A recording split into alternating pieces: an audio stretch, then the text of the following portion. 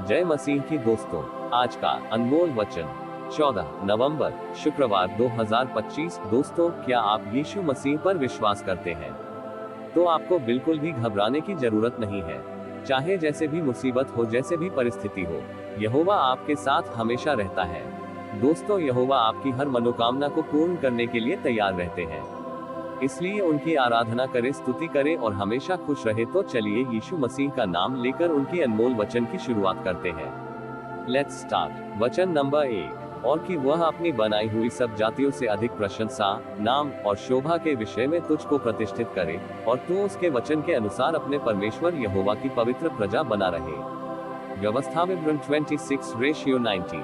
वचन नंबर 2। मैं यहोवा को धन्य कहता हूँ, क्योंकि उसने मुझे सम्मति दी है, वरन मेरा मन भी रात में मुझे शिक्षा देता है।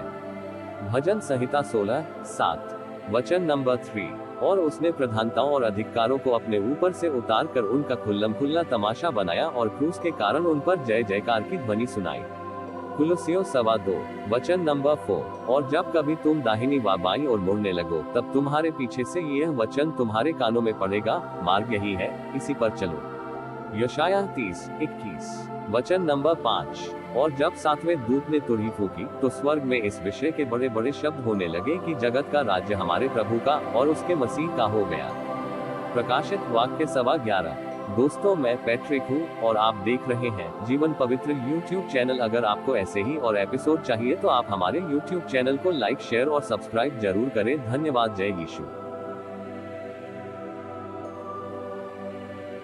इस्राएलियों से जिस वाचा के बांधने की आज्ञा यहोवा ने मूसा को मोआब के देश में दी, उसके यही वचन है। और जो वाचा उसने उनसे होर पहाड़ पर बांधी थी, यह उससे अलग है। फिर मूसा ने सब इस्राएलियों को बुलाकर कहा, जो कुछ यहोवा ने मिस्र देश में तुम्हारे देखते फिरौन और उसके सब कर्मचारियों और उसके सारे देश से किया, वह तुमने देखा है। वे बड़े बड़े परीक्षा के काम और चिन्ह और बड़े बड़े चमत्कार तेरी आंखों के सामने हुए। परंतु यहोवा ने आज तक तुमको न तो समझने की बुद्धि और न देखने की आंखें और न सुनने के कान दिए हैं। मैं तो तुमको जंगल में 40 वर्ष लिए फिरा, और न तुम्हारे तन पर वस्त्र पुराने हुए, और न तेरी जूतियां तेरे पैरों में पुरानी हुई। रोटी जो तुम नहीं खाने पाए और दाखमधु और मदिरा जो तुम नहीं पीने पाए, वह इसलिए हुआ कि तुम जानो कि मैं यहोवा तुम्हारा परमेश्वर हूँ। और जब तुम इस स्थान पर आए, तब हेशबोन का राजा सीहोन और बाशान का राजा ओग, ये दोनों युद्ध के लिए हमारा सामना करने को निकल आए, और हमने उनको जीतकर उनका देश ले लिया। और रूबेनियों, गादियों और मनश्शे के आधे गोत्र के लोगों को निज भाग करके दे दिया। इसलिए इस वाचा की बातों का पालन करो, ताकि जो कुछ करो वह सफल हो। आज क्या वृद्ध लोग, क्या सरदार, तुम्हारे मुख्य पुरुष, क्या गोत्र गोत्र के तुम सब इजरायली पुरुष, क्या तुम्हारे बाल बच्चे और स्त्रियां, क्या लकड़हारे, क्या पनभरे, क्या तेरी छावनी में रहने वाले परदेशी, तुम सब के सब अपने परमेश्वर यहोवा के सामने इसलिए खड़े हुए हो कि जो वाचा तेरा परमेश्वर यहोवा आज तुझ से बांधता है, और जो शपथ वह आज तुझको खिलाता है, उसमें तू साझी हो जाए। इसलिए कि उस वचन के अनुसार जो उसने तुझको दिया, और उस शपथ के अनुसार जो उसने इब्राहिम, इसहाक और याकूब तेरे पूर्वजों से खाई थी, वह आज तुझको अपनी प्रजा ठहराए, और आप तेरा परमेश्वर ठहरे। फिर मैं इस वाचा और इस शपथ में केवल तुमको नहीं, परंतु उनको भी जो आज हमारे संग यहाँ हमारे परमेश्वर यहोवा के सामने खड़े हैं, और जो आज यहाँ हमारे संग नहीं है, साझी करता हूँ। तुम जानते हो कि जब हम मिस्र देश में रहते थे, और जब मार्ग में की जातियों के बीचों बीच होकर आ रहे थे, तब तुमने उनकी कैसी कैसी घिनौनी वस्तुएं और काठ, पत्थर, चांदी, सोने की कैसी मूर्तें देखी। इसलिए ऐसा न हो कि तुम लोगों में ऐसा कोई पुरुष व स्त्री व कुल व गोत्र के लोग हो, जिनका मन आज हमारे परमेश्वर यहोवा से फिर जाए, और वे जाकर उन जातियों के देवताओं की उपासना करें। फिर ऐसा न हो कि तुम्हारे मध्य ऐसी कोई जड़ हो, जिससे विष व कड़वा बीज उगा हो। और ऐसा मनुष्य इस शाप के वचन सुनकर अपने को आशीर्वाद के योग्य माने, और यह सोचे कि चाहे मैं अपने मन के हट पर चलूं और तृप्त होकर प्यास को मिटा डालूं, तो भी मेरा कुशल होगा। यहोवा उसका पाप क्षमा नहीं करेगा, वरन यहोवा के कोप और जलन का धुआं उसको छा लेगा, और जितने शाप इस पुस्तक में लिखे हैं वे सब उस पर आ पड़ेंगे, और यहोवा उसका नाम धरती पर से मिटा देगा। और व्यवस्था की इस पुस्तक में जिस वाचा की चर्चा है, उसके सब शापों के अनुसार यहोवा उसको इस्राएल के सब गोत्रों में से हानि के लिए अलग करेगा। और आने वाली पीढ़ियों में तुम्हारे वंश के लोग जो तुम्हारे बाद उत्पन्न होंगे और परदेशी मनुष्य भी जो दूर देश से आएंगे, वे उस देश की विपत्तियों और उसमें यहोवा के फैलाए हुए रोग देखकर और यह भी देखकर कि इसकी सब भूमि गंधक और लोन से भर गई है और यहाँ तक जल गई है कि इसमें न कुछ बोया जाता और न कुछ जम सकता और न घास उगती है, वरन सदोम और अमोरा, अदमा और सबोइम के समान हो गया है, जिन्हें यहोवा ने अपने कोप और जलजलाहट में ओलट दिया था। और सब जातियों के लोग पूछेंगे कि यहोवा ने इस देश से ऐसा क्यों किया और इस बड़े कोप के भड़कने का क्या कारण है। तब लोग यह उत्तर देंगे कि उनके पूर्वजों के परमेश्वर यहोवा ने जो वाचा उनके साथ मिस्र देश से निकालने के समय बांधी थी उसको उन्होंने तोड़ा है और पराये देवताओं की उपासना की है जिन्हें वे पहले नहीं जानते थे और यहोवा ने उनको नहीं दिया था। इसलिए यहोवा का कोप इस देश पर भड़क उठा है कि पुस्तक में लिखे हुए सब शाप इस पर आ पड़े।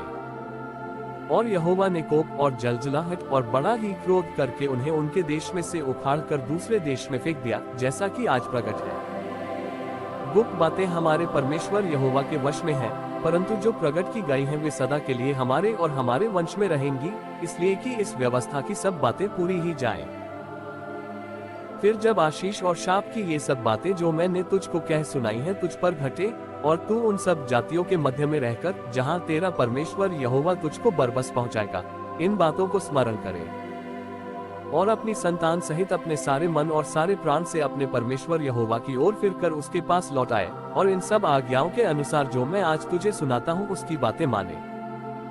तब तेरा परमेश्वर यहोवा तुझको बंधुआई से लौटा ले आएगा और तुझ पर दया करके उन सब देशों के लोगों में से जिनके मध्य में वह तुझको तितर बितर कर देगा फिर इकट्ठा करेगा।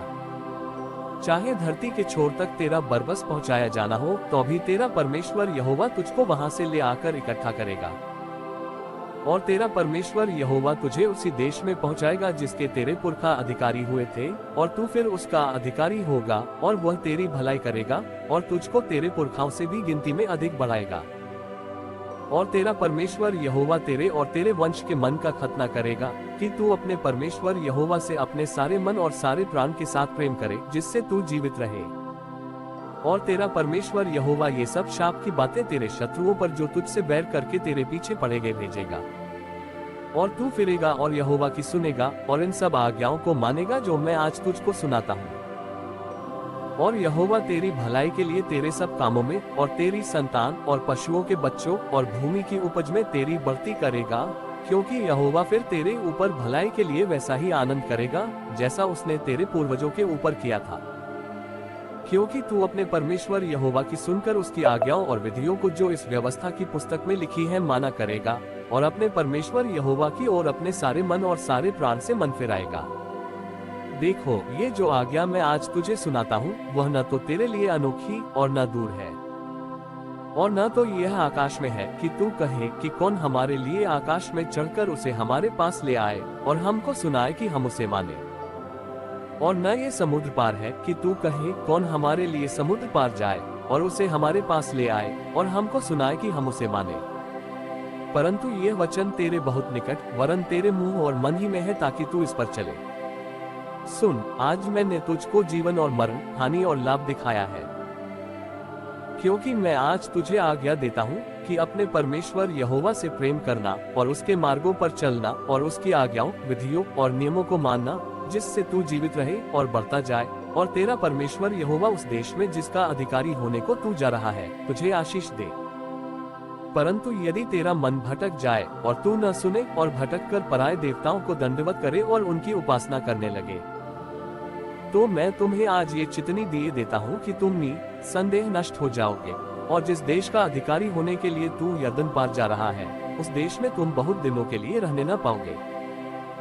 मैं आज आकाश और पृथ्वी दोनों को तुम्हारे सामने इस बात की साक्षी बनाता हूँ कि मैंने जीवन और मरण, आशीष और शाप को तुम्हारे आगे रखा है, इसलिए तू जीवन ही को अपना ले कि तू और तेरा वंश दोनों जीवित रहे। इसलिए अपने परमेश्वर यहोवा से प्रेम करो और उसकी बात मानो और उससे लिपटे रहो, क्योंकि तेरा जीवन और दीर्घ जीवन यही है। अगर आपको यीशु मसीह का ये एपिसोड अच्छा लगा तो आप हमारे YouTube चैनल को लाइक, शेयर और सब्सक्राइब जरूर करें, ताकि हम आपके लिए ऐसे ही और एपिसोड लाते रहेंगे। धन्यवाद। जय यीशु।